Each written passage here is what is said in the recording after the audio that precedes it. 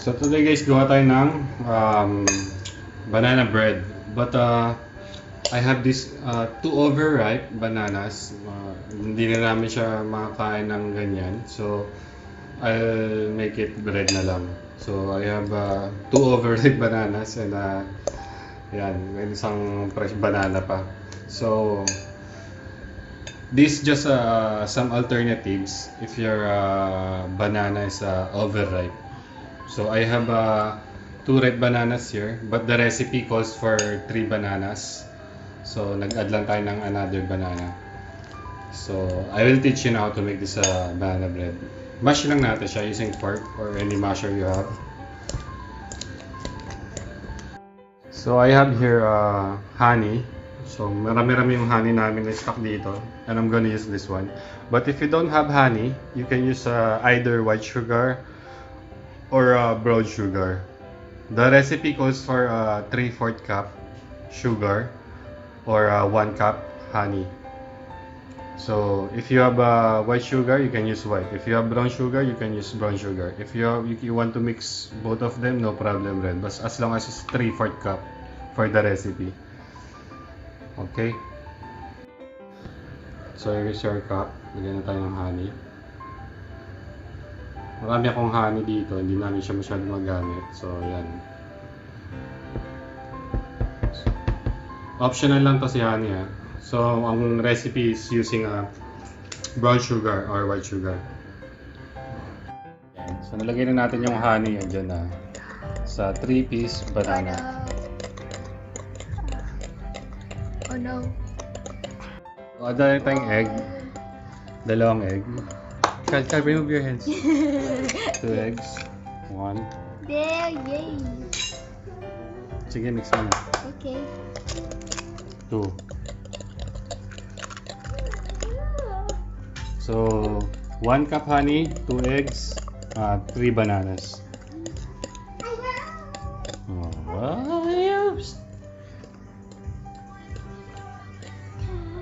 Yan, so next is I'm gonna use self-raising flour. Pag wala naman kayong self-raising flour, pwede rin all-purpose flour. Then dagdagan nyo lang ng baking powder. Ito, first time kong gamitin yung banana bread sa yung self-raising flour sa banana bread. So tignan natin kung ano yung kakalabasan niya. Kasi usually lang ginagamit ko is all-purpose flour. And this recipe calls for 1.5 cup. So here's our 1 cup. Ayan, transfer natin. And another half. Ayan, papanchay na natin yan. Sobra. Ayan.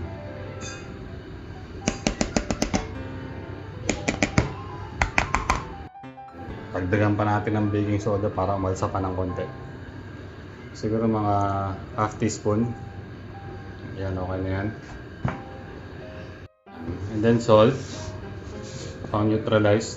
Kaya pink yung nakikita nyo kasi pink salt yung gamit namin dito sa bahay. Himalayan salt yan. Pero pag meron kayong rock salt, normal, iodized, or any kinds of salt, okay na lang rin yun. Kasi yung alat, siya yung pang kontra din sa sugar natin. Ito na. Lagyan natin. It hurts my ears. Mix mo na ate. After that, that hurts my ears. It hurts my ears. That hurts, Mom. Oh, Kyle, put the vanilla. Put this one. Slowly, ha? Slowly put. Wait. Okay. Wow, put na. Oops! Yo, a little more. Oh, enough. Very good. Yan, mix nyo lang. Mix. Sige, mix. Mix. I have to put it in my hand. No problem. Ala. What do you make? Banana bread. Slowly. Wash. Yan.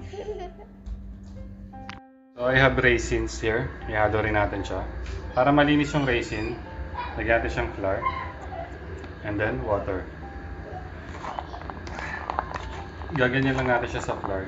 Kasi yung dumi kakapit dun sa flour, yung dumi ng raisins. And then wash lang natin siya ng water. And then mix na natin dun sa banana bread natin. Yan. So lagyan ko na siya ng water. Kasi kakapit yung dumi na nakakadikit dun sa raisins. Kakapit siya dun sa flour. Then rinse lang natin siya siguro approximately 3 times. In cup guys, our recipe calls for half cup butter. Lagyan na lang natin siya dyan. Same din naman yan. Uy, sama na. Yan. So yan yung half cup butter natin. Can you remove your hands? Oh, yan. Ito na yung raisins natin. Mix it natin, adin. Here's our butter. That one waste. I picked it up. No problem, just mix it.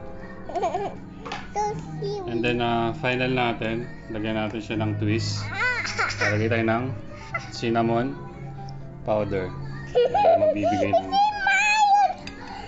aroma sa banana bread natin. Oh, mix na, mix. Oh, it's done. Yan, mix na.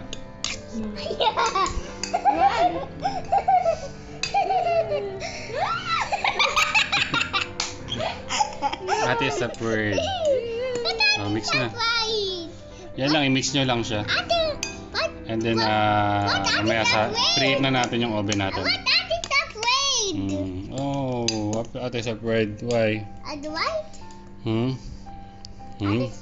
Mix na, mix. You making? What are you making? Huh?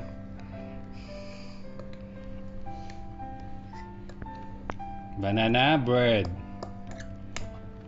Yan, mix lang. Then preheat na natin yung oven natin. Oh, do like that. Put more, man. Ito siyang nuts guys. Wala kaming maganda sana kami almond o kaya walnut. Meron tayo peanut. Tanggalin lang natin yung balat niya. Lalagay natin ito sa taas niya. Pan-toppings. Ganyan lang natin para mabalatan. Ayan, diba?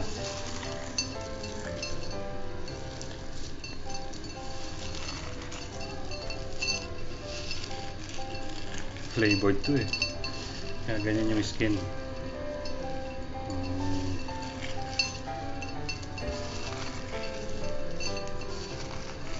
Yan yung ihalo natin sa taas ng banana bread.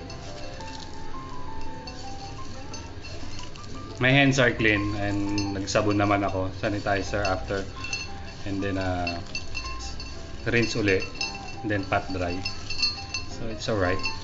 Ayan. So ito yung gagamitin natin for toppings. But if you have almonds, walnuts, it's better. Ayan. So guys, ito na yung na-order na mga bata. Na-order nilang banana mixer natin. Preheat lang yung oven and then salang na natin dito. Ayan. So butter, munas lang natin dito sa pan natin, sa tray natin, baking tray, para hindi siya duplicate.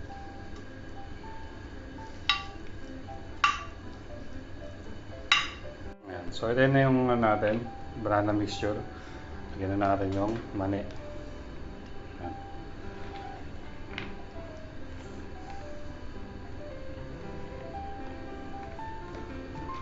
O, diba? Basta meron din sa bahay nyo, available, use it. Hindi naman porke naghahanap ng almond yung recipe, almond na lalagay mo. Diba? Kung meron kang ibang alternatives na same base din siya, pwede mong gamitin. O, diba? Yan na yan natin. Bake na natin. Pasok na natin dito. Biglang ka na lodi. Yan. Yan natin. Oops. Wow. Ito yung banana bread natin. Ganda. So, ayan na yung banana bread natin. Sarap. Natin. Wala pa, mainit pa.